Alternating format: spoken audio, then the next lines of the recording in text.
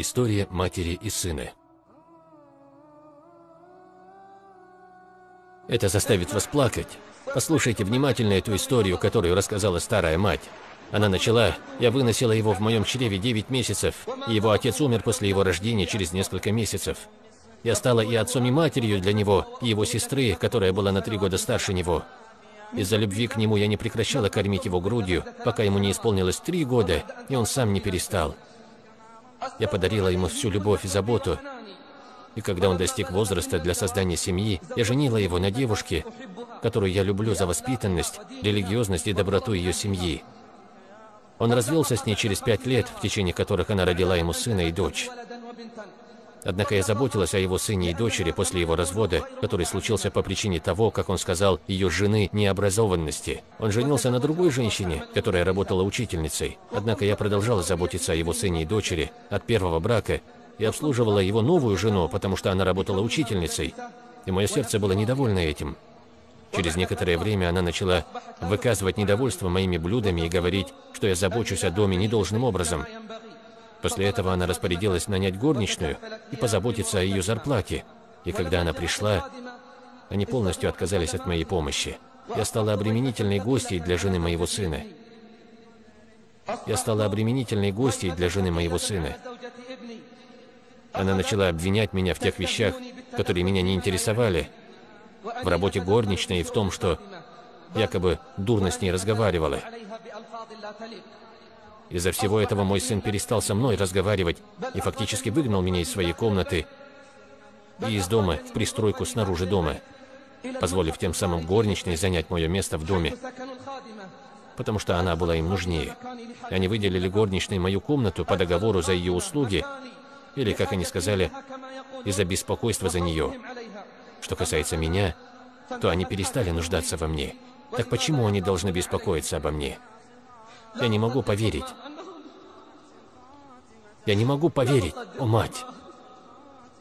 Как они могли с вами так поступить? Она ответила: я стерпела это и была довольна, подавив мой гнев, потому что он был моим сыном, и я еще любила его и ради его дочери и сына от первой жены. Однажды я возвращалась после визита к моей дочери, которая жила в другом городе, и, приближаясь к пристройке, в которой я жила, увидела вынесенные из моей комнаты мои мебель, матрас и небольшую коробку. И тогда я постучала в дверь, чтобы спросить их о причине. Жена моего сына ответила, в то время как он сам стоял позади нее: пристройка нам нужна, чтобы хранить наши вещи. Она, мать, спросила: а как же я? Куда мне идти? И в такое время она, мать, спросила, обращаясь к жене сына. Жена ответила: идите куда угодно, но только не в дом. Земля Аллаха обширна. Я не могу поверить. Я не могу поверить, о мать, что они так поступили с вами. Где их сердца? Мать сказала, что было странным, что ее сын стоял позади жены. Он ни пальцем не пошевелил, ни слова не сказал. Затем я постучала в дверь соседей, так как была очень холодная погода. И когда она, соседка, открыла мне, я попросила ее, что хотела бы остаться у нее на ночь. Она очень удивилась. Что я могла сказать ей? Я рассказала ей все, и она расплакалась из-за того, что трудно было поверить.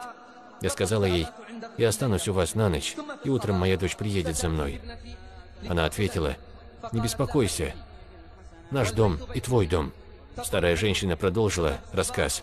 После этого утром я позвонила дочери и рассказала о том, что случилось, и попросила ее позаботиться о том, чтобы я переехала к ней. Однако она попросила извинения и сказала,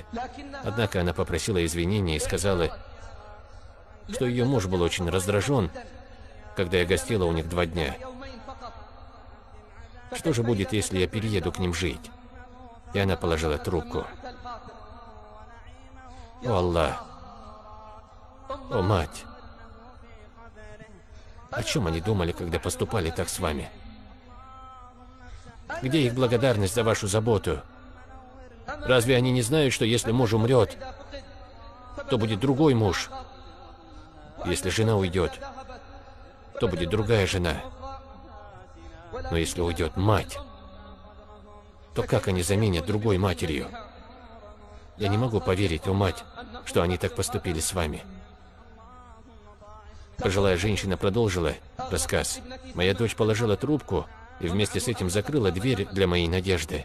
Я надеялась, что буду жить с ней, потому что она была моей дочерью. Будет единственной, кто будет терпелив со мной в моей старости. Я заплакала, пока слезы не закончились. Когда моя соседка услышала новости, то она тоже заплакала вместе со мной и сказала: «Не беспокойся, с этого момента этот дом и твой дом, и мы твоя семья». Напротив нашего дома жил один мужчина. Когда он услышал мою историю, он нашел для меня жилье поблизости и организовал ремонт. Затем сказал: «Мы готовы служить вам от стара до мала». Люди в округе посещали меня и предлагали мне все, кроме моего сына. Он не приходил ко мне. Я начала сильно болеть, и соседка положила меня в больницу. Люди в округе начали навещать меня, кроме моего сына. Кроме моего сына. Он не навещал меня и не расспрашивал обо мне. И здесь я ожидаю его. И мое сердце тоскует по нему. И здесь я ожидаю его.